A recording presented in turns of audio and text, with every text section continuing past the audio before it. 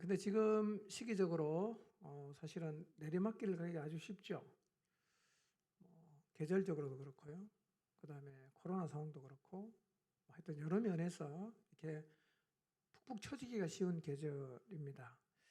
그래서 내리막길로 가지 않도록 각별한 주의가 필요합니다. 그런데 우리가 영적으로 내리막길을 갈 때 나타나는 현상이 굉장히 많아요. 종류는 수를 헤아릴 수 없을 정도로 아주 많은데, 그 모든 현상의 중심에 탁 자리를 잡고 있는 하나가 있어요.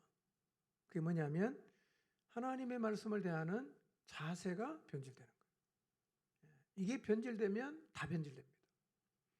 말씀을 대하는 자세가 변질되는 것 굉장히 위험해요.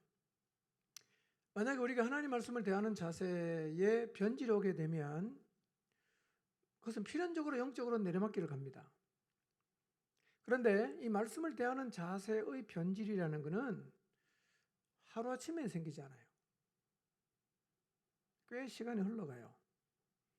그리고 여러 환경들과 겹쳐가면서 서서히 일어나기 때문에 본인이 지금 영적으로 내리막길을 가고 있고 하나님 말씀을 대하는 자세에 변질이 왔다는 것을 몰라요.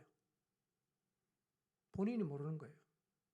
여러분, 그래서 영적으로 내리막길을 걷고 있는 사람에게 내리막길을 걷고 있다고 말해보세요. 거의 다 부정합니다. 절대로 아니라고. 나 지금 잘하고 있다고. 정색을 하고 얘기하죠. 또 봐도 내리막길 가고 있어요. 본인만 인정하네요. 자기 자신이 변질된 것을 보는 게 쉽지 않습니다. 그러다 보니까 어떻게 되겠어요? 자세가 변질된 부분을 고치는 게 어려워져요. 왜냐? 문제 없다고, 나 안 변했다고 우기기 때문에 변했다고 생각을 해야 고치겠다는 생각을 하지 않겠어요? 난 아무런 문제가 없고 지금 전혀 변질이 안 됐다고 생각하는 사람은 그 자세나 태도를 바꿀 수가 없겠죠. 그냥 가겠죠. 그래서 변질된 자세에서 돌이키는 게 잘 안 되는 거예요. 잘 안 돼요. 자, 지난 한 주를 지나면서 여러분 하나님 말씀을 대하는 자세가 좀 새로워졌는가를 한번 생각해 보십시오. 지난주에 제가 이 부분 말씀드리지 않았습니까?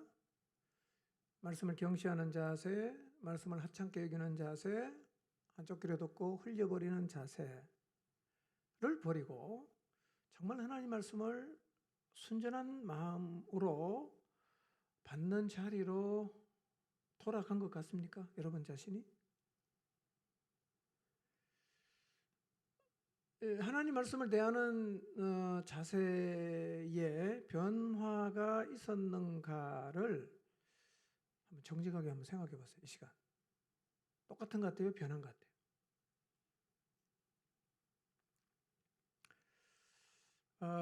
사실은 이것은 정직하고 진지하게 직면을 해야 돼요. 어수선하면 잘 안 되는데 지금 갑자기 이제 포항에 코로나 확진자가 많아지면서 또 많이 이렇게 흐트러지고 어수선해지거든요. 격리해라, PCR 검사 받아라, 교회 가야 되냐 말아야 되냐, 모임도 다 취소가 되고 막 이러지 않습니까? 그러니까 진지하게 하나님 앞에 서서 자기 자신을 돌아보는 자리에 서는 분이 적은 것 같아요. 그러니까 자기가 갖고 있는 모습을 보신 분은 좀 있는데 그 말씀 앞에 진지하게 반응하는 자리에까지 나가신 분은 제가 볼 때는 별로 없는 것 같아요. 그래서 같은 주제의 말씀을 제가 한두 주 더 나누려고 합니다. 계속 말씀 앞에 서서 하나님 말씀을 대하는 자신의 모습을 돌아보려고 노력하시기를 바랍니다. 어쩌면 우리는 여전히 시드기야처럼 하나님의 뜻을 확인하고서도 또 뻔한 얘기네, 또 제 얘기네, 또 저 말하는구나, 그렇게 해서 거부하거나 아니면 또 하나님 말씀을 들었지만 그냥 내가 무시해버리고 그 말씀을 그냥 버렸을 수 있어요.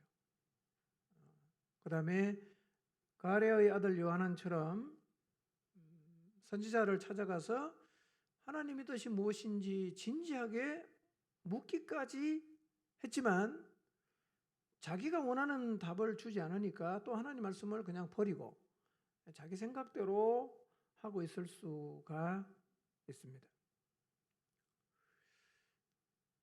영적인 내리막길에서 돌이키려고 하면 무엇보다도 말씀을 대하는 자세가 바뀌어야 됩니다. 이게 안 바뀌면 변화는 절대로 안 일어납니다.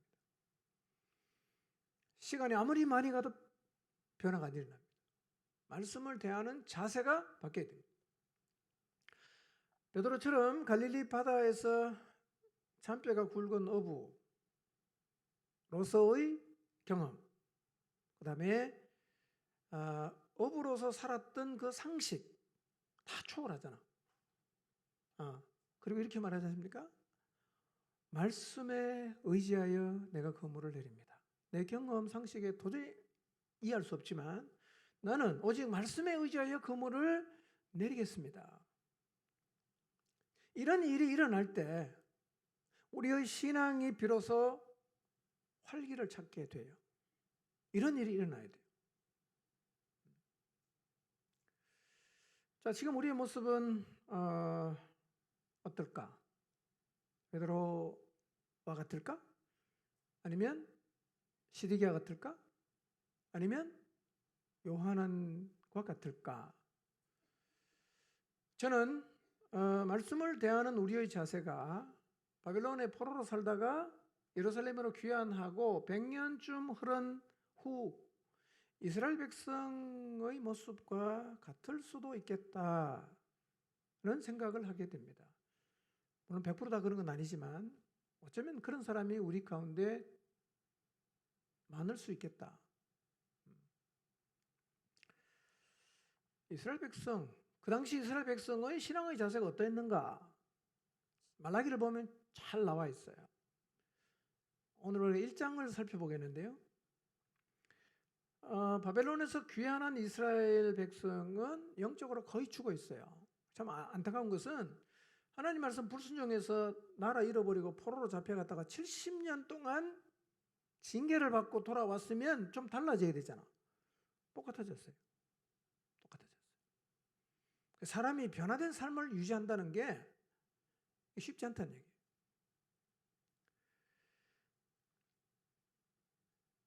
하나님 말씀을 들었으니까 알고는 있어요.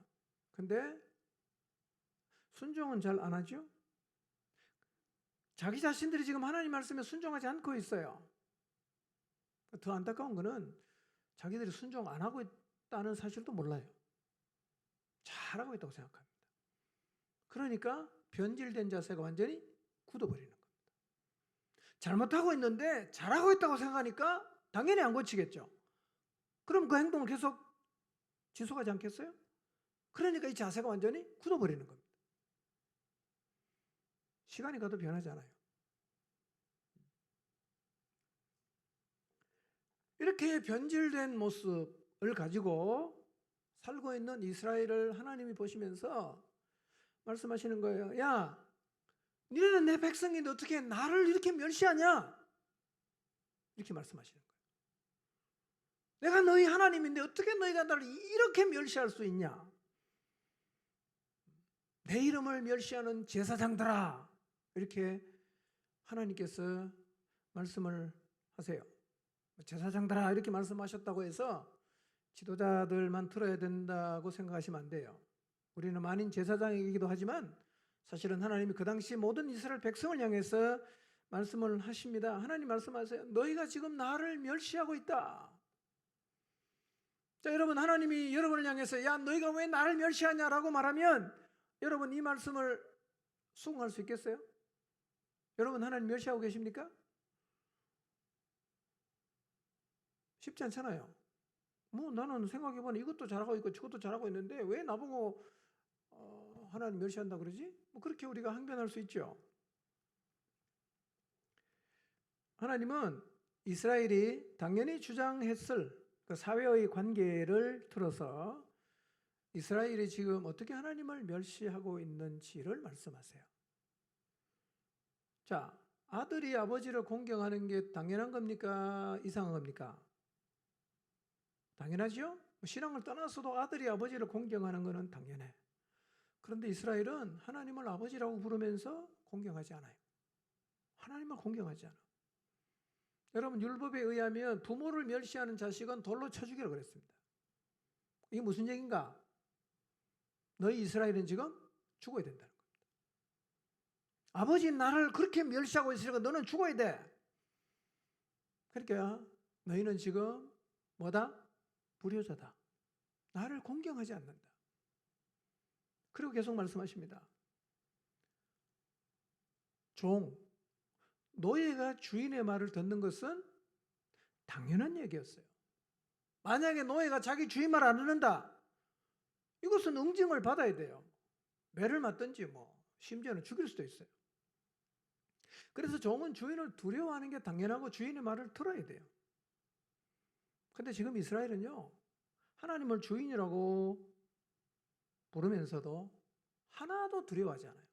그리고 순종하지도 않아요.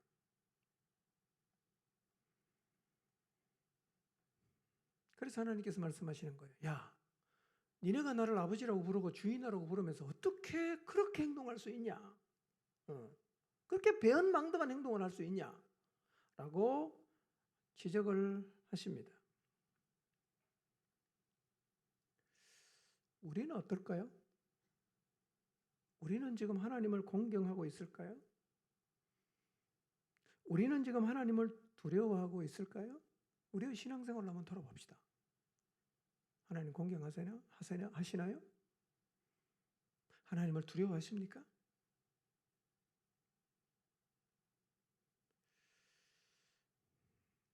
이스라엘은 하나님을 공경하지 않습니다. 하나도 두려워하지 않아요. 그리고 하나님을 노골적으로 무시하고 멸시하고 있습니다. 자, 그래서 주님께서 말씀하셨잖아요. 너희가 나를 멸시하고 있다. 그때 이스라엘의 대답이 뭔지 아십니까? 우리가 언제 멸시했습니까? 우리가 언제 하나님 멸시했습니까? 우리는 한 번도 하나님 멸시한 적이 없는데 왜 생트집을 잡는 겁니까? 라고 반항적으로 항변하는 거예요. 근데 여기서 멸시했다는 말은 문법적으로 분사를 쓰는데요, 계속했다는 의미예요. 항상 멸시했어요. 이스라엘은 하나님의 이름을 항상 멸시했어요. 어쩌면 오늘 우리도 하나님을 향해서 그렇게 대답할 수 있어요. 너희가 왜 나를 멸시하냐? 똑같은 대답하죠. 우리가 언제 하나님 멸시했습니까? 이렇게 말할 수 있어요. 우리가 하나님 멸시한다면 왜 교회를 나왔겠습니까? 왜 헌금을 했겠습니까? 왜 교회 행사에 참여했겠습니까? 이거 봐서 우리가 하나님 멸시하지 않는다는 하나님 모르시겠습니까? 이렇게 반문하고 싶을 수 있어요.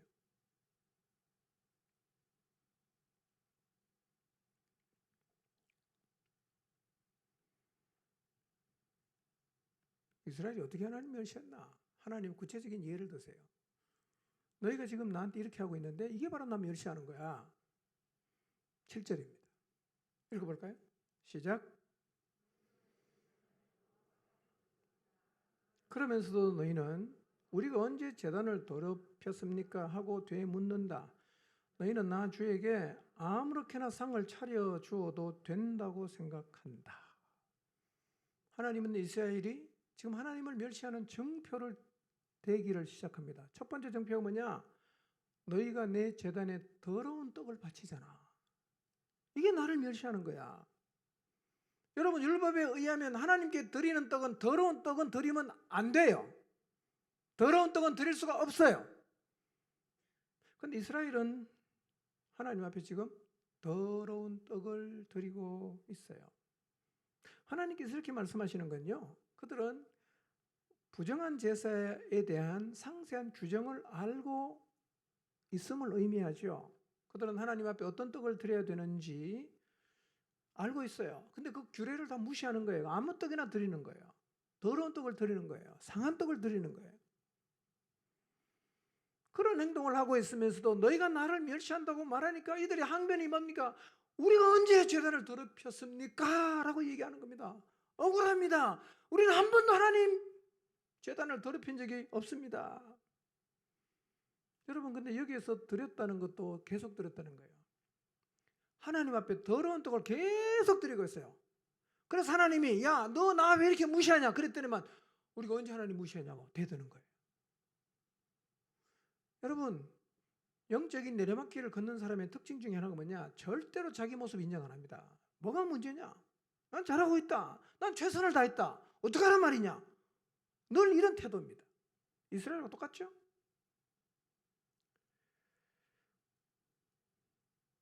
백성들의 마음에 하나님을 공경하는 마음이 없어요. 여러분, 하나님을 공경하는 마음이 있습니까? 공경하는 마음이 없어요. 어떻게 되겠어? 아무거나 드리지. 왜 변질되는 거예요? 그 백성들은 하나님께 뭘 드리냐? 아무거나 드려요. 이렇게 말합니다. 대충 해. 우리가 레위기 말씀대로 할 필요가 없어. 아무렇게 해도 상관없어. 하나님 모를 거야. 아신들 어쩔 거야. 이렇게 해서 하나님을 아주 우습게 생각하고 아무거나 드리는 거예요. 제단을 더럽히는 거예요. 그리고도 우리가 언제 더럽혔냐고 항변합니다. 자, 레위기 22장 2절과 32절 읽진 않겠습니다. 분명히 말하죠. 하나님께 드리는 제사 음식은 함부로 다루면 안 돼요. 왜? 그것은 하나님의 거룩한 이름을 욕되게 하는 거예요. 여러분, 여러분이 존경하는 분에게 선물을 갖다 주면서 썩은 사과를 갖다 줘 보세요. 그게 존경하는 겁니까? 멸시하는 겁니까? 갖다 주지를 말든지. 썩은 사과 갖다 주면 멸시하는 거 아닙니까? 대놓고 무시하는 거예요. 우리는 그렇게 하지 않습니다. 근데 이스라엘 하나님 앞에는 지금 그렇게 하고 있어요. 하나님이 받을 수 없는 거, 드리지 말라고 한 거, 상관없어 아무거나 드려 이렇게 말하고 드렸어요. 그게 일상이었단 말이에요. 반복적으로 그렇게 했어요.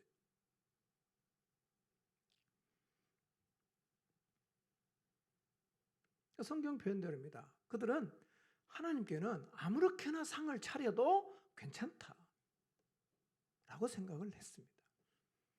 이게 하나님 무시하는 거 아닙니까? 이게 하나님 멸시하는 거 아니에요? 근데 그들은 언제 우리가 멸시했냐? 라고 항변을 합니다. 오늘 우리도 하나님을 이렇게 가볍게 생각할 수 있습니다. 하나님은 사랑의 하나님이시니까 아무렇게나 해도 상관없어. 아무렇게나 하는 거예요. 예배도 아무렇게나 드립니다. 여러분, 하나님을 향해 공경과 존경의 마음이 있는지를 생각해 보십시오. 여러분, 오늘 하나님께 드리는 예물은 어떤 예물이었어요? 우리가 드리는 주일헌금, 감사해서 드리는 감사헌금, 11조는 어떤 예물일까요? 아무렇게나 되는 대로 아무렇게나 드려도 상관없다는 생각으로 늘 그런 식으로 하나님 앞에 예물을 드리고 있지는 않습니까? 늘 그렇게 드려요. 있으면 드리고 없으면 그만이고 잡히는 대로 드려요. 이게 하나님을 경멸하는 거예요. 여러분 존경하는 분에게 뭘 드릴 때 손에 잡히는 대로 줍니까? 그렇게 안 하죠? 준비하잖아, 미리. 봉투에 딱 넣어갖고 정중하게 드리지 않습니까? 근데 하나님께는 아무렇게 해도 괜찮아. 잡히는 대로 내는 거예요. 그리고도 말합니다. 내가 언제 하나님을 멸시했냐고. 하나님 살아계시지 않습니까? 계속 드러나는 이스라엘의 행동은 충격이죠. 야, 과연 이렇게 행동하면서 어떻게 뻔뻔스럽게 하나님을 존경한다고 공경하고 있다고 생각할 수 있을까라는 마음이 들 정도로 그들은 입으로는 존경하는데 삶으로는 철저히 하나님을 무시하고 멸시하고 있어요. 8절에 10절인데요. 읽지는 않겠습니다. 하나님께 제물을 드리는데 뭘 드리냐? 눈먼 짐승을 드리는 거예요. 쩔뚝거리는 병든 짐승을 하나님 앞에 제물로 드리는데요. 이거는 제물로 드릴 수 없는 거예요. 드리면 안 되는 거예요. 알고도 드리는 거예요. 안 되는 줄 아는데 드리는 겁니다. 왜? 하나님께는 아무거나 드려도 괜찮으니까. 아무거나 드려도 괜찮아. 이 태도 자체가 이미 하나님을 멸시하는 거죠. 그래서 하나님께서 말씀하시죠. 야, 니네들 그 눈먼 짐승을 총독에게 한번 예물로 드려봐라.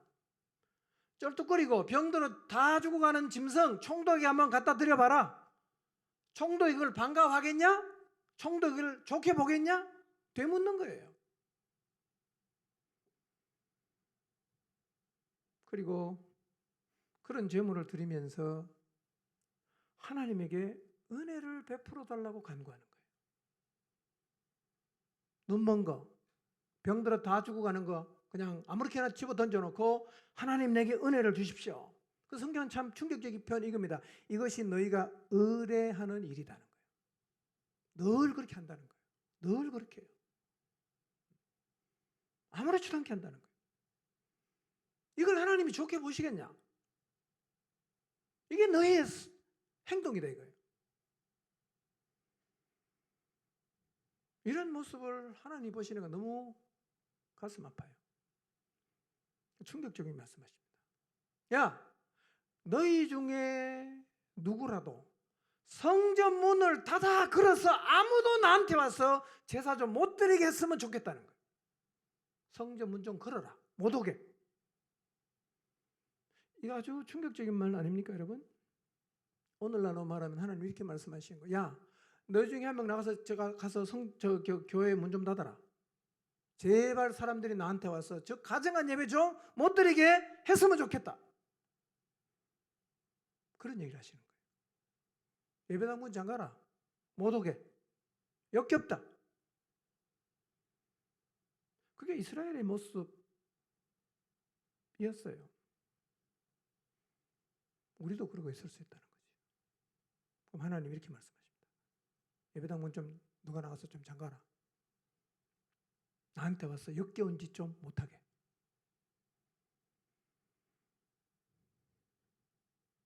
여러분, 이것이 이스라엘을 바라보고 계시는 하나님의 심정이에요. 자율적으로 다 죽어 있는 거예요.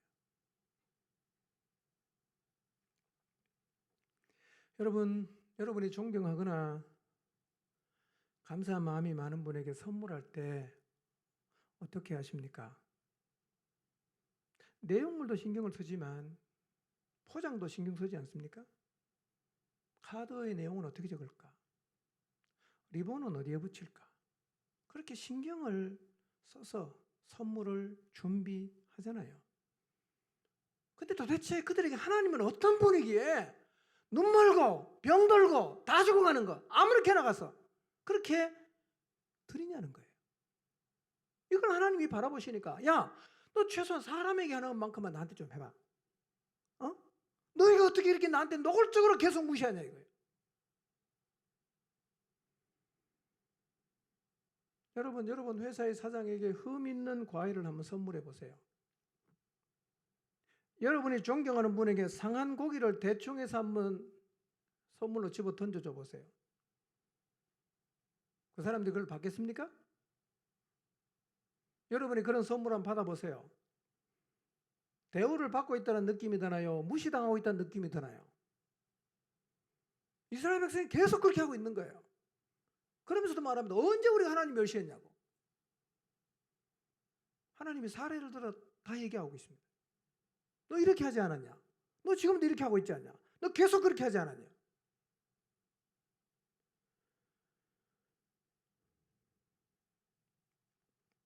그렇게 흠 있는 것, 상한 고기를 들여놓고 그 사람에게 은혜를 간구해 보세요. 그 선물을 받은 사람이 여러분이 은혜를 베풀겠습니까? 그리고 세상에 이런 일을 의뢰하는 사람이 있겠어요? 늘 선물은 썩은 사과를 주는 사람이 있겠어요? 없지 않습니까? 여러분, 이스라엘 백성이 지금 하나님께 이렇게 하고 있는데 만약에 여러분에게 누가 이스라엘 백성이 하나님에게 하듯 계속 한다고 한번 생각해 보세요. 그 좋게 볼 수 있겠어요? 선물 받을 때마다 기쁘겠어요? 기분이 나쁘겠어요? 기분 나쁘죠? 그 사람이 또 오면 문 잠가라, 저 사람 못 오게. 이렇게 말하고 싶지 않겠어요? 하나님은 그렇게 말씀하시는 거예요. 문 잠가라 좀, 못 오게.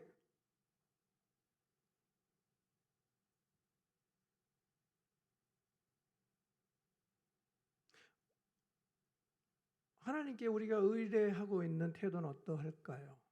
여러분이 지금 하나님께 일상적으로 의뢰하고 있는 행동은 어떠한 걸 한번 생각해 보세요. 여러분이 드리는 제물은 하나님이 받으실 만한 것일까요? 하나님이 기분이 나빠하시는 것일까요? 여러분, 이 땅에는 부자도 있고 가난한 사람이 있다는 거 하나님 아시죠? 그래서 하나님께 제물을 드릴 때요, 소도 드리라고 합니다. 양도 드리라고 합니다. 그 형편 안 되면 비둘기 드려라. 그것도 안 되면 너는 곡식을 드려라. 그러니까 각 사람의 경제적 형편에 맞게 드릴 수 있게 하셨어요. 하나님은 많이 갖고 와라 이 얘기를 하는 게 아니에요. 드리는 제물이 곡식이든 비둘기든 소든 상관없습니다. 뭘로 드려야 됩니까? 하나님이 받으실 만한 걸 드리라고요. 준비되게 드리라는 거예요. 아무런 준비가 없이 아무거나 그냥 손에 잡히는 대로, 그리고 쓰다가 남은 것 이렇게 드리면 안 된다는 거예요. 그건 하나님 멸시하는 거예요. 여러분, 부모님에게 선물할 때도 집에 쓰다가 남는 거 우리 안 먹는 거 갖다 줍니까? 그렇게 하지 않죠? 그걸 알면 부모가 얼마나 속상하겠어요. 뭐라고 말하겠어요? 갖고 오지 마라 이제. 이렇게 말하지 않겠어요? 이스라엘이 늘 그렇게 하고 있어요. 그런 하나님이 참다 못 참아서 제발 좀 갖고 오지 마라. 누가 나가서 저 성경문 좀 잠그라 이거예요. 못 오게.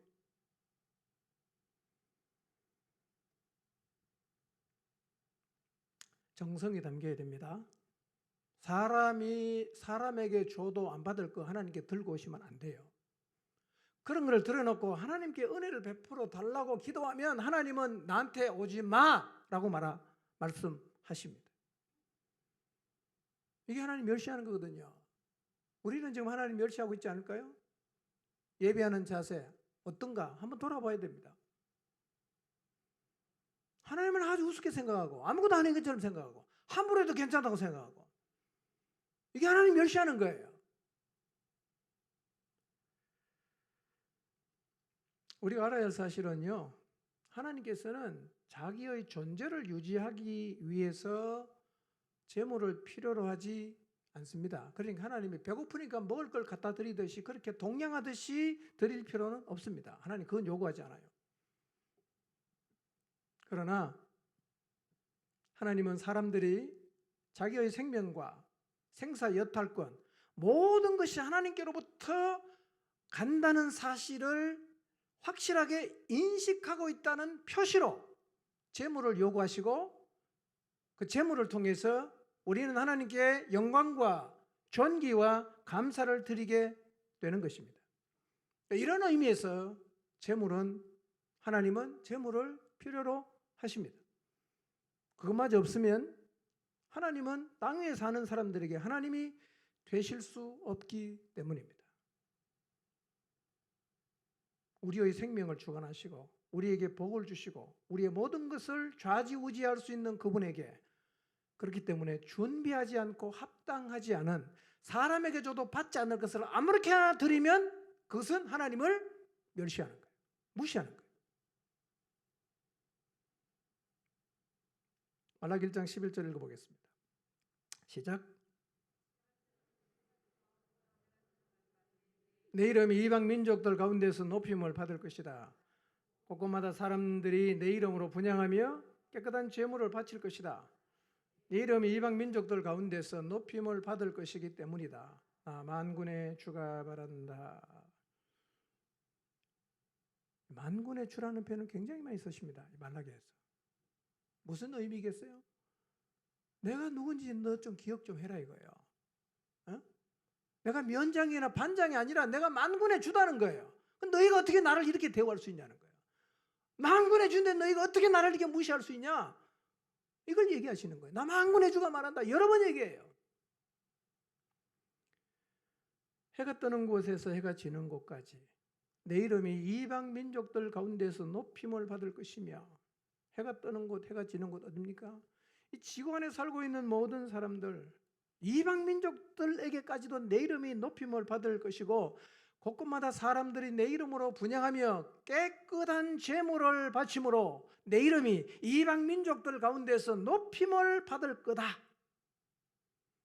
무슨 얘기입니까? 이스라엘 백성을 향해서 말씀하시는 겁니다. 야, 이방인들까지 나를 이렇게 높이고 이방인들까지 깨끗한 제물을 드리는데 너희는 도대체 나를 어떻게 알고 있냐는 거예요. 어떻게 알고 이렇게 함부로 대하냐는 겁니다. 대놓고 무시하는 거예요, 하나님.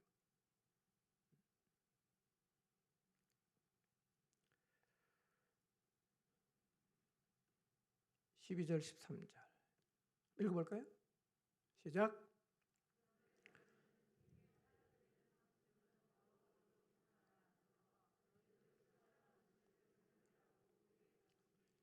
너희는 지금 내 이름을 더럽히고 있다. 너희는 또 이 얼마나 실정나는 일인가 하고 말하며 재물을 멸시한다. 만군의 주가 말한다. 너희가 훔쳤거나 절뚝거리거나 병든 짐승을 재물이라고 가지고 오니 내가 그것을 너희에게서 달갑게 받겠느냐? 나 주가 말한다. 여러분, 이스라엘 백성의 사고가 이거예요. 생각이 이거예요. 하나님의 식탁은 더럽혀져도 상관이 없다. 주님께 드리는 거는 아무거나 드려도 괜찮다. 그렇게 생각을 하고 있어요. 그러다 보니까 자기들이 싫어하는 음식을 제물이라고 하나님께 바칩니다. 이거는 하나님 이름을 더럽히는 거예요. 여러분, 집에서 안 쓰고 굴러 다니는 걸 갖다가 선물로 주는 사람이 있습니까? 준다면 그거는 선물을 주는 사람을 무시하는 거죠. 무시하는 거죠.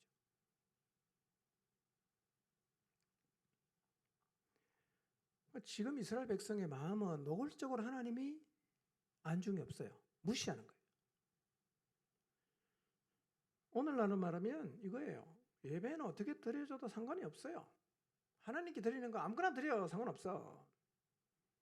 그리고 한술 더 떱니다. 하나님께 드리는 제사를 번거로운 일로 생각하고 비웃어요. 이렇게 말하는 거죠. 아, 예배 드리는 게 귀찮다. 헌금 좀 그만했으면 좋겠다. 이 예배는 왜 이렇게 재미없는 거 자주 드리지? 라고 생각한다는 거예요. 이렇게 마음으로 하나님 앞에 제사하고 예배하는 걸 지겨워하고 비웃으면서 그렇게 하나님의 이름을 더럽히면서 또 바치는 게 뭡니까? 훔쳐온 거, 다리 저는 거, 병들어 다 주고 가는 거. 사람에게 갖다 줘도 받지 않을 것을 가지고 하나님 앞에 제물을 드립니다. 그러니까 하나님이 안중에 없는 거죠. 완전 대놓고 무시하는 거예요. 이게 이스라엘 백성의 모습이었어요. 우리도 이렇게 할 수가 있다는 거죠. 우리를 잘 돌아봐야 됩니다. 이 말씀을 통해서 우리를 잘 돌아봐야 됩니다. 14절을 보겠습니다. 읽어볼까요? 시작. 자기 짐승떼 가운데 좋은 수컷이 있어서 그것을 바치기로 맹세하고서도 흠 있는 것으로 바치며 속이는 자는 저주를 받을 것이다. 나는 큰 임금이다. 나 만군의 주가 말한다. 이방 민족들까지도 내 이름을 두려워한다. 뒤에 보세요. 하나님 뭘 자꾸 얘기합니까? 나는 너희가 그렇게 무시할 대상이 아니라는 거예요. 나는 큰 임금이다. 나는 만군의 주다. 이방 민족까지 내 이름 두려워한다. 근데 도대체 너희는 나를 어떻게 보고 있는 거냐? 이렇게 항변하시는 겁니다.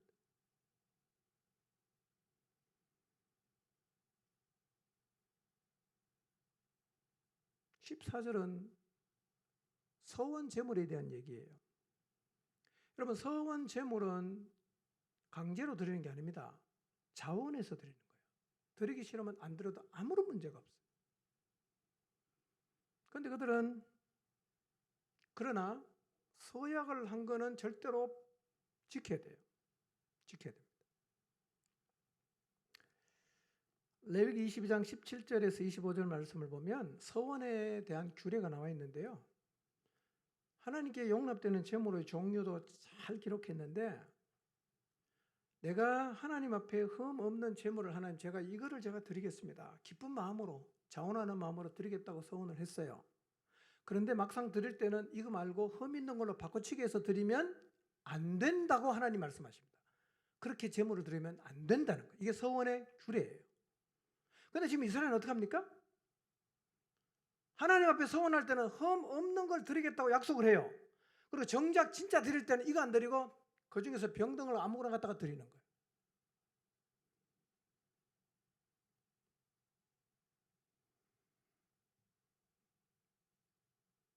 사람을 향해서도 이렇게 안 한다는 거예요. 여러분, 왕이나 총독을 이런 식으로 속이려 하겠습니까? 못하죠. 왜냐하면 왕이나 총독을 속이면 들통나면 어떻게 돼요? 된통 당하지 않겠어요? 거짓말하면? 그러니까 사람한테는 두려워갖고 약속을 안 어기는데 만왕의 왕이신 하나님, 만군의 주이신 하나님, 모든 이방 민족에게서 높임을 받고 두려워하는 이 하나님을 어떻게 그렇게 함부로 속일 수 있냐는 거예요.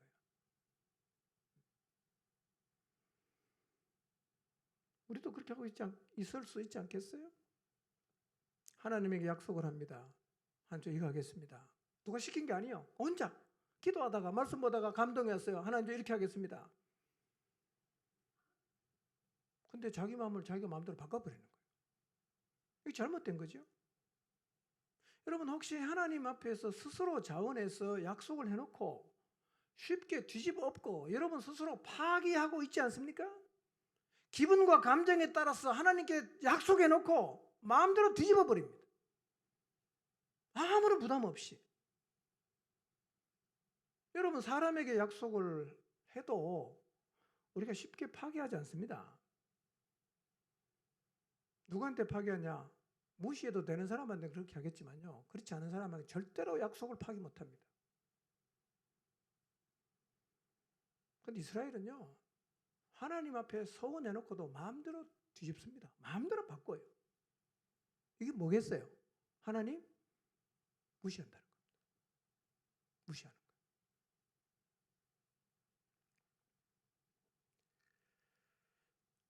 오늘 나는 하나님 앞에 스스로 자원하는 마음으로 했던 약속을 아무도 모르니까 내 혼자 뒤집고 바꿔버리고 줄여버리고 변질시켜버리고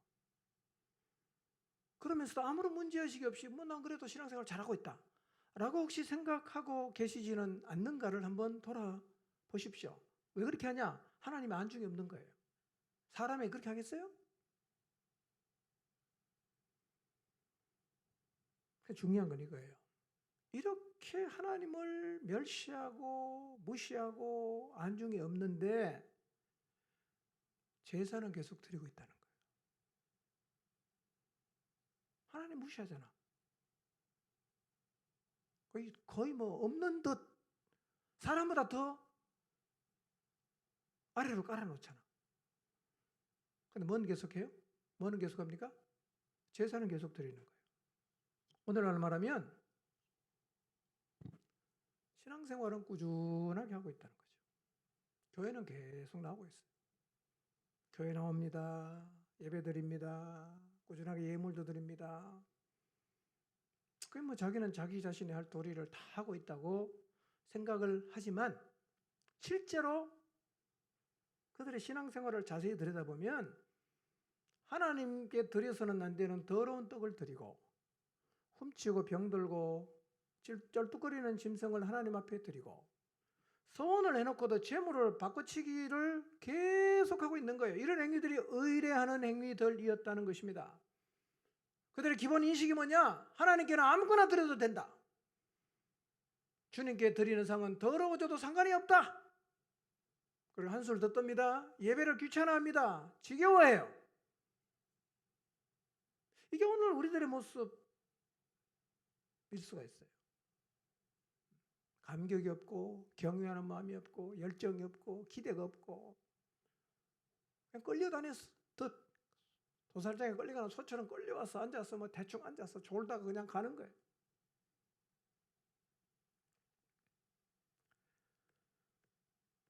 여러분, 제사를 계속 드리고 있잖아요. 하나님 계속 나오고 있잖아요.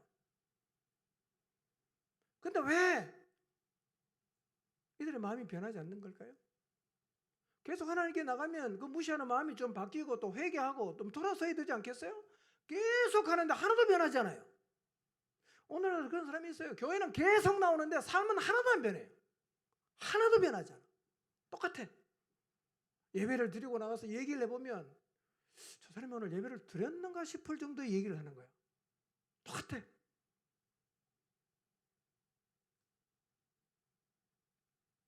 왜 하나님을 무시하는 마음이 바뀌지 않을까요? 예배를 드리는데, 말씀을 듣는데.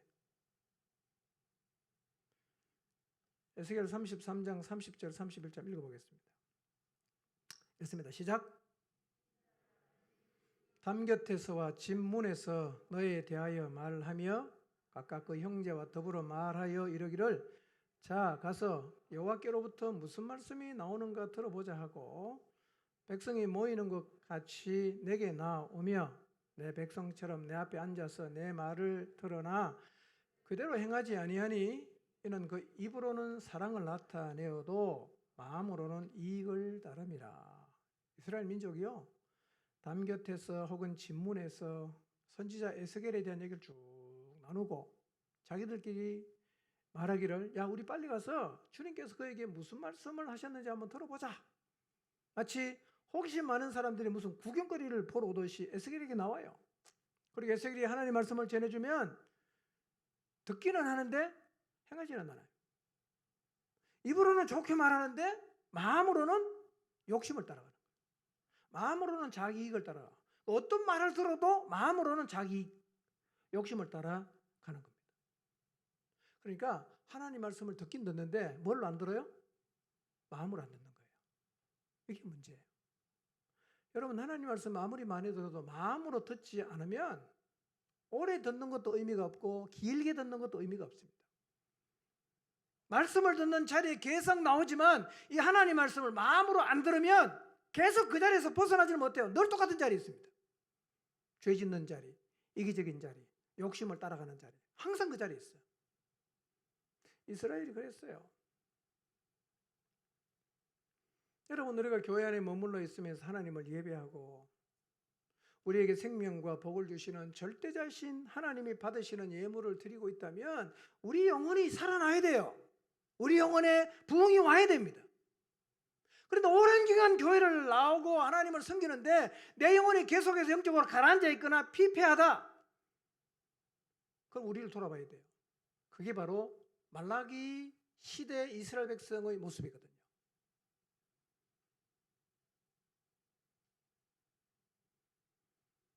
여러분 계속 하나님 말씀을 듣는데 우리 영혼이 피폐한 상태를 유지할 수는 없어요. 살아나야 돼요. 왜 말씀을 듣는데 그런 일이 지속이 되냐? 마음으로 안 받아서 그래요. 여러분 하나님 말씀은 한 말씀이라도 마음으로 받아야 됩니다. 마음으로 받은 말씀은 내 삶에 즉각적으로 영향을 줘요. 근데 귀로 받는 말씀은 다 흘려버립니다. 그런데 여러분 하나님 말씀 듣는 태도가 마음으로는 아예 안 받고 늘 귀로만 받으면 100년 앉아서 말씀 들어도 이스라엘 백성과 똑같이 살게 돼 있어요. 듣고도 계속 하나님을 무시하고 하나님 안중이 없고 자기 마음대로 하게 돼 있어요. 이 마음으로 하나님 말씀 받는 게 얼마나 중요한지 몰라요. 그런데 포로 귀환 후 100여 년 좀 지났을 때의 그 이스라엘 백성의 모습은 역사 속에서 한 번만 있었던 게 아니라 그 이전에도 굉장히 많았어요. 말씀이 안 들리는 세대는 결국은 그렇게 다 되게 되어 있습니다. 이사야 1장을 보면 이사야는 우시야, 그 다음에 아하스, 그 다음에 히스기야 왕이 있었던 때입니다. 지금부터 연수로 따지면 대개 한 100년 이상 전 시대인데요. 자, 그때 하나님이 이사야 선지자를 통해서 그 민족을 향해서 이렇게 말씀하고 계세요. 한번 읽어보겠습니다. 시작.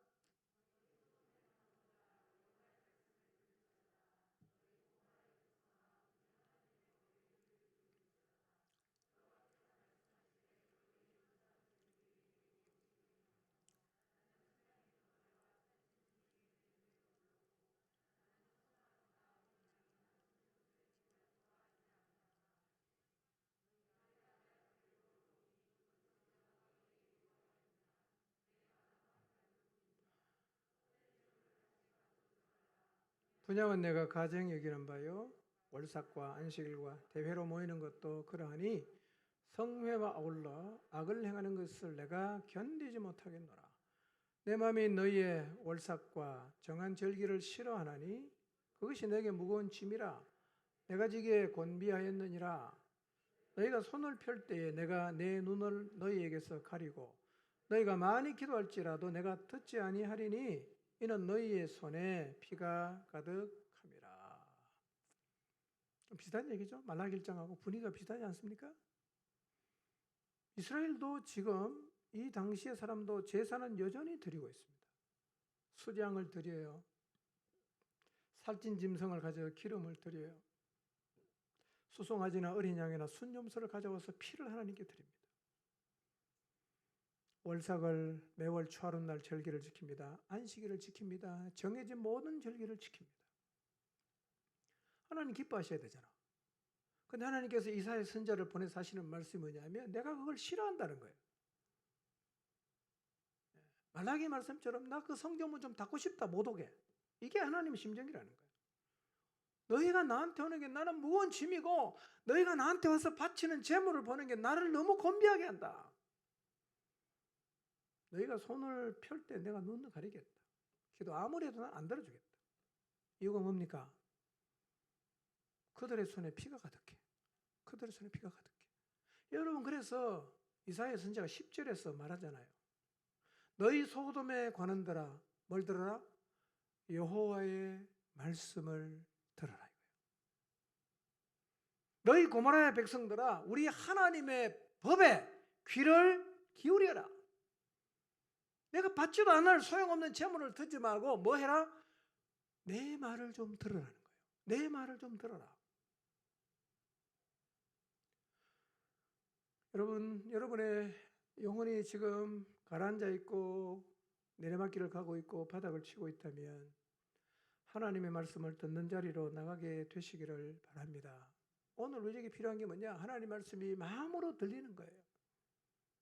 하나님 앞에 두 귀를 쫑긋 세우고 말씀 앞에 서서 그 말씀이 마음에 들리는 겁니다. 이게 우리를 살게 하는 거예요. 그런데 이스라엘의 역사를 보니까 귀로 듣는 것은 어렵지 않은데 마음으로 듣는 것은 쉽지 않은 일이라는 사실을 알 수가 있어요. 그러니까 이사야 선지자가 얘기하고 그러니까 말라기 선지자가 그렇게 얘기하지 않겠습니까? 귀로는 듣는데 마음으로는 안 들어요. 여러분 근데 하나님 말씀은 마음으로 들어야 됩니다. 두 귀를 쫑긋 세워서 하나님이 말씀하시면 이게 마음으로 들려야 됩니다. 마음을 움직여야 돼요. 그러면 우리의 삶이 변하게 돼 있는 거예요.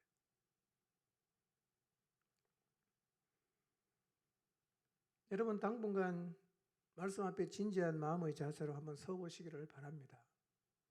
지난 한 주 한번 돌아보세요. 여러분이 하나님 말씀을 마음으로 듣고 하나님 말씀을 마음으로 듣기 위해서 하나님 말씀에 귀를 쫑긋 기울였는지를 여러분 바쁜 세상 살다 보면요 하나님 말씀을 마음으로 듣기 위해서 그분 앞에 진지하게 나가서 그 말씀을 듣기가 쉽지 않아요. 그러다 보니까 전혀 하나님 말씀에 귀를 기울이지 못하고 귀점만 때리고 지나가게 되는데 그렇게 계속 가다가 보면 말라기 1장처럼 되는 겁니다. 그 사람들이 나쁜 사람에서 그런 게 아니라 우리도 그렇게 갈 수 있고요. 이미 우리가 그 자리에 와 있을 수도 있어요. 여러분 그래서요 하나님의 말씀을 마음으로 받고 받은 그 말씀대로 순종하는 것을 성경이 뭐라고 말하냐면 개혁이라고 말하는 거예요. 개혁. 개혁이 무엇인가? 하나님 말씀을 마음으로 받고 그 말씀 그대로 행하는 것을 성경은 개혁이라고 합니다. 여러분 요시아가 개혁했습니다. 히스기야가 개혁했어요. 아사가 개혁했습니다. 여호사밧이 개혁했습니다. 이들의 개혁이 뭔지 아십니까? 말씀대로 하는 거예요. 우리가 모르는 그들의 좋은 아이디어를 가지고 우리가 감히 흉내낼 수 없는 어떤 일을 행한 게 아니라 우리 모두가 다 알고 있는 그 당시 이스라엘 백성 모두가 알고 있었던 하나님 말씀대로 그냥 살아내는 거였어요. 이게 성경은 개혁이라고 말해요. 개혁은 이스라엘을 살렸어요. 열왕기상하 역대상하 읽어보세요. 이스라엘이 언제 살아났는가? 개혁이 일어날 때 살아났습니다. 왕이 하나님 말씀을 가슴에 담고 그 말씀 그대로 순종하는 개혁을 했을 때 이스라엘은 살아났어요. 여러분, 말씀대로 행하는 이 개혁은 이스라엘만 살린 게 아니라 오늘 우리도 살립니다. 개혁하면 우리 영혼 다 살아납니다. 오늘 설교 제목 같이 한번 읽어보겠습니다. 읽습니다. 시작. 여러분 어떻습니까? 여러분의 삶에는 개혁이 필요하다는 생각이 들지 않습니까? 내가 너무 하나님 말씀 무시하고 살았구나. 내가 하나님 말씀 대충 듣고 넘겼구나. 이제 하나님 말씀을 내 마음에 담고 말씀 그대로 살아내는 개혁이야말로 정말 내 삶에 필요하구나. 혹시 그런 생각이 드십니까? 여러분, 개혁하면 내가 살아요. 개혁하면 여러분 가정 살아납니다. 개혁하면 여러분의 목장이 살아나고, 개혁하면 교회가 살고, 개혁한 교회는 세상을 살리는 거예요. 오늘 우리에게 필요한 게 무엇인가? 개혁입니다. 개혁이라는 것이 기준도 없이 다 뒤집어 엎는 게 아니라 올곧게 하나님 말씀대로 가는 거예요. 가는 거. 여러분, 삶의 개혁 어렵지 않습니다. 여러분이 두 손에 들고 있고 늘 듣게 되는 그 말씀 마음에 담아서 그 말씀대로 하나씩 하나씩 살아내는 것, 그게 개혁이에요. 살아납니다. 회복돼요. 세상을 변화시키는 자리에 설 수 있어요. 혹시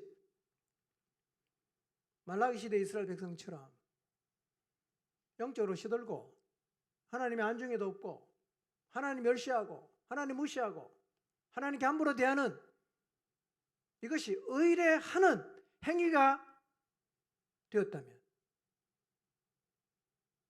내 삶을 새롭게 하는 개혁을 위해서 무엇보다 하나님을 향해 마음을 여시기를 바랍니다. 집에 가서 성경 읽을 때 마음을 열고 하나님 앞에 선 자세로 이 말씀 받아보세요. 하나님 이렇게 말씀하시는구나. 하나님 이렇게 말씀하시는구나. 마음을 활짝 열고 하나님 말씀을 마음으로 받으십시오. 그리고 그 말씀을 그대로 살아내는 겁니다. 여러분, 개혁에는 저항이 있죠.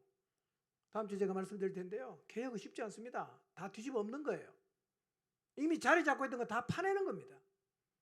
기준이 뭐냐? 하나님 말씀이에요. 개혁은 민족을 살렸어요. 여러분, 개혁하면 우리 영혼 살아납니다. 그리고 우리가 하나님께서 우리를 구원하신 목적대로 세상을 살리는 하나님의 사람으로 다시 설 수가 있어요. 개혁 어렵지 않습니다. 어떻게 하는 개혁입니까? 하나님 말씀대로 그대로 살아내는 거예요. 나를 새롭게 하고 교회를 새롭게 하고 세상을 새롭게 하는 이 놀라운 삶의 개혁이 우리 모두의 삶에서 일어날 수 있도록, 무엇보다 먼저 하나님 말씀을 마음으로 받을 수 있도록 마음을 활짝 여시고, 마음에 하나님 말씀이 하나씩 하나씩 담길 때마다 생명을 다해서 그 말씀대로 살아내는 개혁을 일으키는 삶의 자리에 여러분 모두가 서게 되시기를